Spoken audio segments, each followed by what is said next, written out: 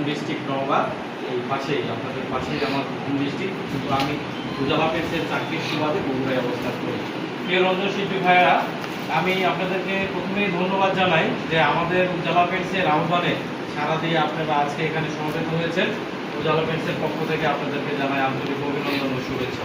প্রিয় ভাইয়েরা, আপনারা আমাদের রং সম্পর্কে, আপনারা যেহেতু রং ব্যবহার করে আপনারা আপনাদের জীবিকা নির্বাহ করেন, আমরা বিক্রি করে নির্বাহ করি, তো আমাদের উদ্দেশ্য একই, আমরা একই জায়গায় আপনারা ব্যবহার করেন আর আমরা চেষ্টা করি ডিলারদের মাধ্যমে আপনাদের হাতে উঠিয়ে দেওয়ার জন্য।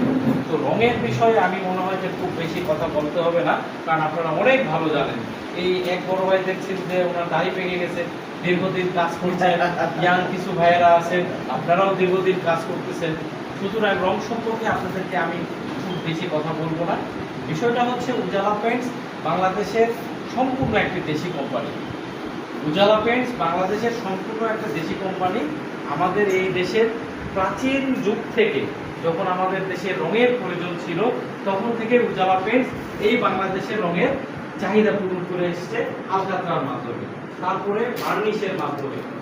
আধুনিক যত রং এই মুহূর্তে আপনাদের দরকার, প্রত্যেকটা আইটেমের রং উজালা পেন্টস উৎপাদন এবং বিপণন করে আসে আপনাদের ব্যবহারের জন্য, বাংলাদেশের অবকাঠামোকে সুরক্ষা এবং সৌন্দর্য বৃদ্ধি করার জন্য। প্রিয় ভাইয়েরা, এটা নিয়ে আপনাদেরকে আহামরি আমি কিছু বলবো না, শুধু একটাই বলি যে রংগুলো আপনারা ব্যবহার করেন প্রত্যেকটি রঙই আমাদের এখানে পাবেন। আমার সহকর্মী শামসু বলেছেন, আমার ডিলার ভাইরা বলেছেন যে এই রংগুলোর কি কি সুবিধা এবং গুণাবলীটা কীরকম।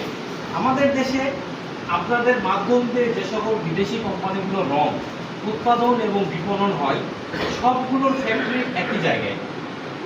আপনারা জানেন যে ঢাকার অদূরে সাভার, গাজীপুর এই জায়গাগুলোতে প্রত্যেকটা কোম্পানির ফ্যাক্টরি।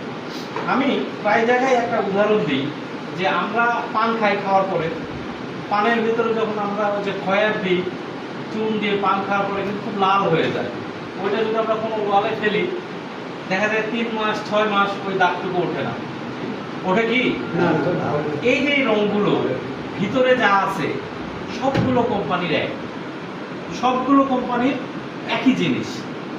এই যে আমি যে ক্যাপটা বানাইছি সাদা কালারের, এই সাদা কালারের কাপড় দিয়ে তো ক্যাপটা তৈরি হয়েছে নাকি ভাই?